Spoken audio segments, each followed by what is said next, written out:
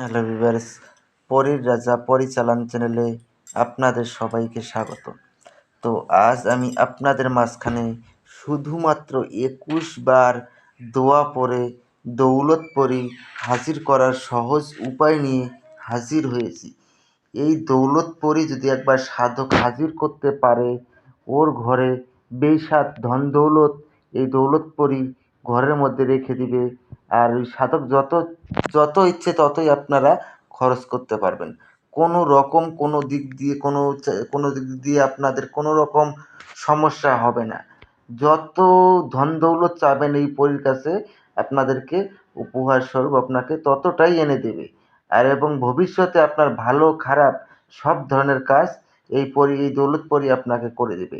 এটা যদি আপনারা নিজেরা প্রয়োগ করতে না পারেন, চালানের মাধ্যমে যদি নিতে চান, স্ক্রিনে দেওয়া নাম্বারে আপনারা আমার সঙ্গে যোগাযোগ করে নেবেন। আর যদি অন্য কোনো দেশ থেকে ফোন করতে চান, আমি স্ক্রিনে নাম্বার দিয়ে দেব, দেখে নেবেন। এই নাম্বারে আপনারা যোগাযোগ করে নেবেন, তাহলে পরেই হবে। আমি আপনাদেরকে বলবো, যদি আপনারা এটার প্রয়োগ নিজে করতে চান, কিভাবে করবেন আমি আপনাদেরকে বিস্তারিতভাবে বুঝিয়ে বলে দেব। তার আগে আমি আপনাদেরকে একটাই রিকোয়েস্ট করব, এই সাধনা করার পূর্বে আপনারা আমার কাছ থেকে কমেন্টে অনুমতি নিয়ে নেবেন। অনুমতি ব্যতীত যদি আপনারা কাজ করেন, তাহলে কিন্তু আপনাদের কাজ হবে না। অনুমতির জন্য আমার চ্যানেলটাকে সাবস্ক্রাইব করবেন, লাইক করবেন, শেয়ার করবেন আপনাদের বন্ধুদের মাঝখানে। তারপরে কমেন্টে অনুমতি চাইবেন, আমি আপনাদেরকে অনুমতি দিয়ে দেব। যদি কারণবশত আমি আপনাদেরকে কমেন্টে রিপ্লাই দিতে নাও পারি, কমেন্টে অনুমতি চাইলেই আপনারা অনুমতি অটোমেটিক পেয়ে যাবেন।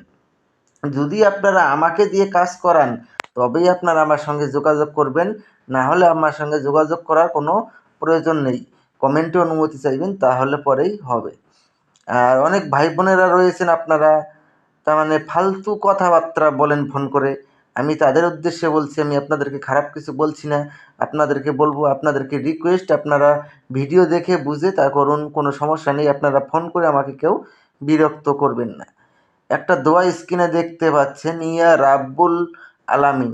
এই দোয়াটাকে আপনারা প্রথমে ভালো করে মুখস্থ করে নেবেন। এই দোয়াটা যখন মুখস্থ হয়ে যাবে, তারপরে আপনারা যদি হিন্দুরা হন তাহলে মন্দিরে আপনাদের সামর্থ্য অনুযায়ী দান করবেন, আর মুসলিম হলে আপনারা মসজিদে আপনাদের সামর্থ্য অনুযায়ী আপনারা দান করবেন। দান করার পরে এটা যে কোনো বৃহস্পতি বা দিনের বেলা আপনারা এটাকে 711 বার জপ করে এটা সিদ্ধি করে নেবেন।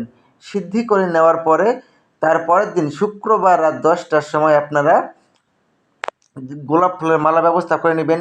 চামেলি তেলের প্রদীপ, সবুজ রঙের আসন, হীনা সুগন্ধি, লোবানের ধুনি আর একটা তসবির মালা, এই কয়েকটা জিনিস আপনারা সংগ্রহ করে নিয়ে আপনারা পশ্চিম মুখে বসে তসবির মালা দিয়ে এই দোয়াটাকে আপনারা 21 বার জপ করবেন। 21 বার জপ করার সঙ্গেই আপনার সামনে দৌলতপরি বেসাত ধন দৌলত নিয়ে আপনার সামনে প্রকট হয়ে যাবে। যখন দৌলতপরি এসে আপনার সামনে প্রকট হয়ে যাবে, তখন পরীর গলায় আপনারা গোলাপ ফুলের মালা পরিয়ে দেবেন। পরে গোলাপ ফুলের মালা স্বীকার করার সঙ্গে সঙ্গে ও আপনার বশ্যতা স্বীকার করে নেবে। তারপরে আপনারা ওনাকে বলবেন যে, আপনাকে আমার কাছে 3টি শপথ করতে হবে। প্রথম শপথ, আমি তোমাকে যা আদেশ করিব তার সঙ্গে সঙ্গে পালন করিতে হবে। দ্বিতীয় শপথ, আমার অনুমতি ছাড়া তুমি কোথাও যেতে পারবে না। তৃতীয় শপথ, আমি তোমাকে যখনই স্মরণ করিব তখনই আমার সামনে এসে প্রকট হতে হবে। এই 3টি শপথ করার ফলে ও আপনার আজীবন বশ্যতা স্বীকার করে থাকবে। তারপরে আপনারা ওনাকে বলবেন যে, আপনাকে কী নামে ডাকলে পরে আপনি আমার সামনে এসে প্রকট হবেন। উনি আপনাকে একটা নাম বলে দেবে, ওই নাম ধরে যখনই ডাকবেন তখনই সে আপনার সামনে এসে প্রকট হবে।